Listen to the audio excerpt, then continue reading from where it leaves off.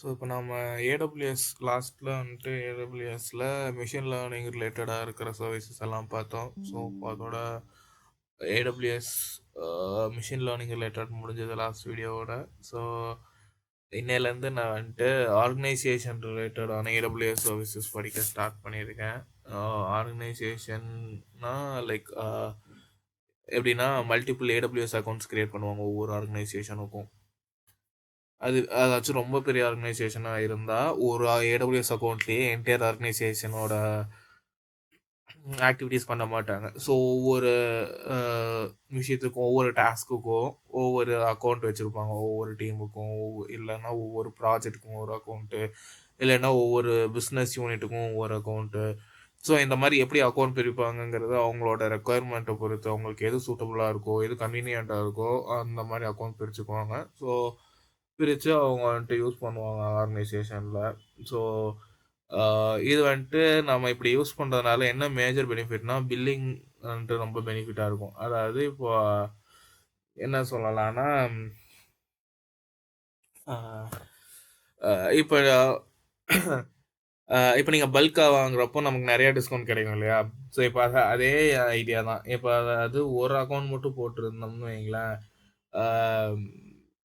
இப்போ ஒரு அக்கௌண்ட் மட்டும் நம்ம ஹேண்டில் பண்ணுறோன்னா, ஒரு அக்கௌண்ட் மட்டும் யூஸ் பண்ணுறோன்னா, ஸோ அதில் வந்துட்டு நம்ம கொஞ்சம் தான் நம்ம யூஸ் பண்ணியிருப்போம். இப்போ லெட்ஸே S3ல வந்துட்டு ஒரு 4 டிபி யூஸ் பண்ணுறோம் அப்படிங்கிற பட்சத்தில், இப்போது AWS சைட்லேருந்து வந்துட்டு 5 டிபிக்கு மேலே யூஸ் பண்ண ஆரம்பிச்சிட்டோம்னா நிறையா டிஸ்கவுண்ட் கிடைக்கும் அப்படிங்கிற மாதிரி கொடுத்துருப்பாங்க.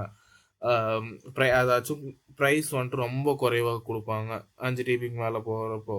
ஸோ இப்போ வந்துட்டு நம்ம ஒரு 10 AWS அக்கௌண்ட் இருக்குன்னா இந்த ஒரு ஆர்கனைசேஷனுக்கு கீழே அந்த 10யும் கம்பைன் பண்ணி 5 டிபிக்கு மேலே வந்துச்சுன்னா அது ஒரு இன்ஸ்டன்ஸாக எடுத்துக்கிட்டு, அதாவது அது ஒரு டிவைஸ் ஒரு அக்கௌண்ட்டோட பில்லாக எடுத்துக்கிட்டு அதில் வந்துட்டு நிறைய டிஸ்கவுண்ட் கொடுப்பாங்க AWS சைட்லேருந்து.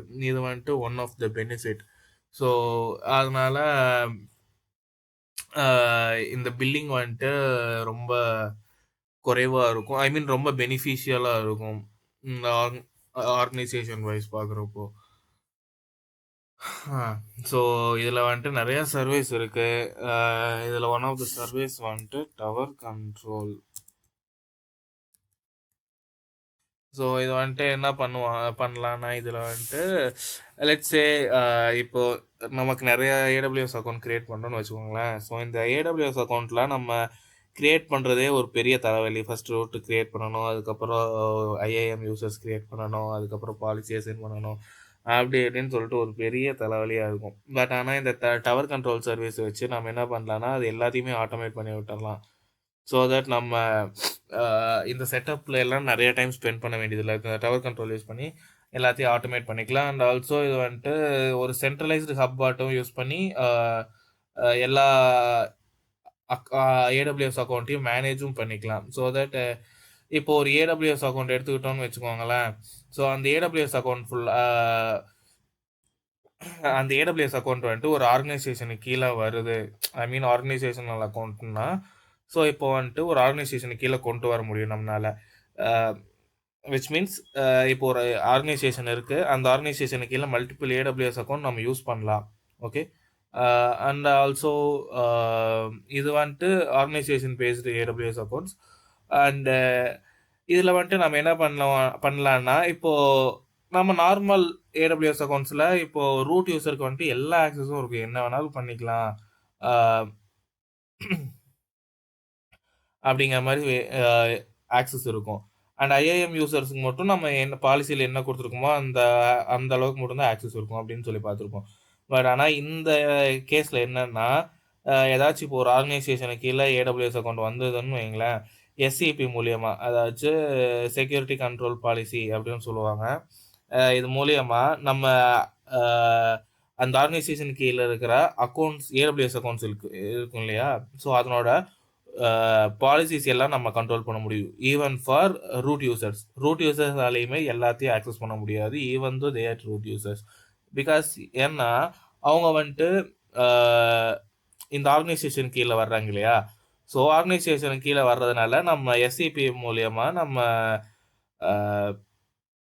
ஏதாச்சும் பாலிசி இதை அப்ளை பண்ணோம்னா, அதாவது இந்த அக்கௌண்ட்டுக்கு வந்துட்டு இந்த பிஸ்னஸ் யூனிட்டுக்கு கிரியேட் பண்ண ஏடபிள்யூஎஸ் அக்கௌண்ட்ஸ் எல்லாமே S3 ஆக்சஸ் பண்ண முடியாது, S3க்கு ஆக்சஸ் கொடுக்கக்கூடாது அப்படின்னு நம்ம ஒரு பாலிசி கிரியேட் பண்ணோம்னு வைங்களேன். அந்த பாலிசியை வந்துட்டு ரூட் யூசர்ஸ்க்குமே சேர்த்து தான் அப்ளை ஆகும். Okay, even if they are root யூசர்ஸாகவே இருந்தாலும் அவங்களுக்கு இந்த பாலிசி அப்ளை ஆகும். ஸோ அவங்களால அந்த S3யை ஆக்சஸ் பண்ண முடியாது. ஓகே, இது வந்துட்டு ஆர்கனைசேஷனோட ஒன் ஆஃப் த ப்ராப்பர்ட்டிஸ்.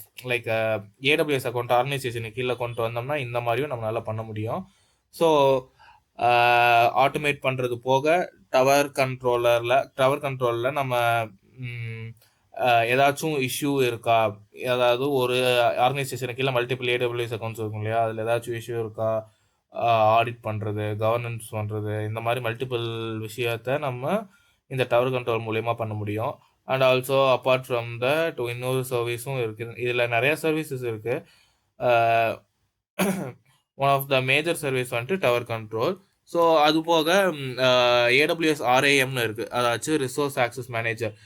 இப்போ நம்ம லெட்ஸே இந்த ரிசர்வ்டு இன்ஸ்டன்ஸ்லாம் வச்சுருப்போம் இல்லையா. ஸோ அதெல்லாம் வந்துட்டு நம்ம இன்னொரு அக்கௌண்ட் கூட ஷேர் பண்ணுறதுனா நம்ம ஷேர் பண்ணிக்கலாம் இந்த RAM மூலியமாக, AWS ரிசோர்ஸ் ஆக்சஸ் மேனேஜர் மூலியமாக.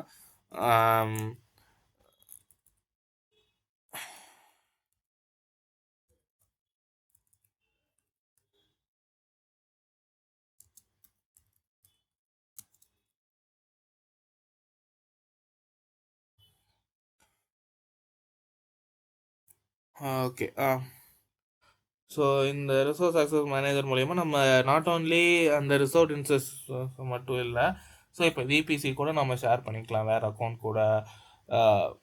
ஸோ இந்த மாதிரி இடத்துல எல்லாம் நம்ம இந்த மாதிரி விஷயத்துக்கெல்லாம் நம்ம இந்த RAM யூஸ் பண்ணிக்கலாம். That's it. நான் இன்னைக்கு ரொம்ப கேவலமாக மாப்பற மாதிரி இருக்கேன், படிச்சிருக்கேன்.